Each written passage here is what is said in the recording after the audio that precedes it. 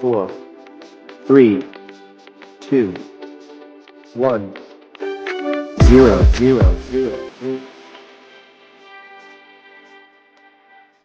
Kailangan lang po natin ng beef sa ating ingredients ngayon. Konting-konting beef lang po yan. Hindi po yan umabot ng 1/4 talaga po, promise. Pero kung meron kayong ground beef po ang yung gawin. And then, kailangan po natin ng isang radish. Yan, buong radish. Hindi naman po malaki, katamtaman lang po yan. Mga medium lang po yung radish na yan. White onion, syempre ang leek, at ang ating black pepper na durog. At syempre, kinailangan din natin ng konting umami. Alam nyo na yung umami na yan, di na natin kailangan banggitin. And then, kailangan din natin ng isang salt. Ayan, konting salt lang. A pinch of salt. And then, syempre, ayan, isasangkot na natin ng ating beef dyan po sa ating kasirola. Syempre, gamit po ang any kind of oil. Pero ngayon po, ginamit ko po ay sesame oil kasi ito po talaga yung nakagulan. Masarap po siya pag sesame oil ang gagamitin mong panggisa. At saka yung amoy niya, at saka yung lasa po talaga niya. Pero kung wala kayo noon, pwede na po yung mga mantikang botelya kasi kung saan tayo makakatipid, doon tayo. Kaya nga po tipid tips. Pag naging brown na po yung ating sinangkot siya, lagyan na natin ng tubig.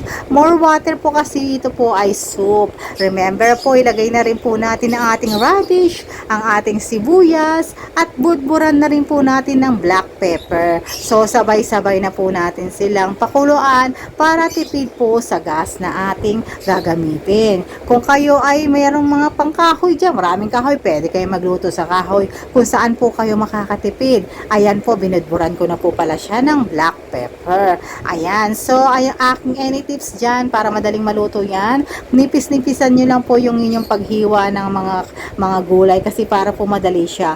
25 minutes na pakuluan ay okay na po yan. Pag kumukulo na po siya, makikita nyo yung mga bula-bula na yan, tanggalin nyo po yan kasi po yan ay excess na dumi. Kailangan po matanggal yan. Yan po ay mga dumi ng karne. Kaya kailangan matanggal siya, maging malinis ang ating soup na hihigupin. Take note po dito po sa ating ginawang soup ngayon. Hindi po tayo gumastos ng 200. So napakaliit lang po ng budget natin dito kasi yung karne, hindi naman po umabot ng 1/4 yun. At saka po yung radish natin, magkano lang, yung onion, di ba? So yung oil, konti lang din naman. Tsaka yung pitch of di ba? So kayang-kaya po ito ang ating niloto ng 10 katao kasi soup po ito, base soup. So magtipid-tipid na po tayo sa hirap ng buhay ngayon. Hindi po, nakita nyo po is konting karne lang po siya. Yung nakasanayan natin ng pag tayo nagluluto ng soup is mas marami ang karne. Hindi po kasi kailangan konting karne lang po siya para tayo ay nakatatipid na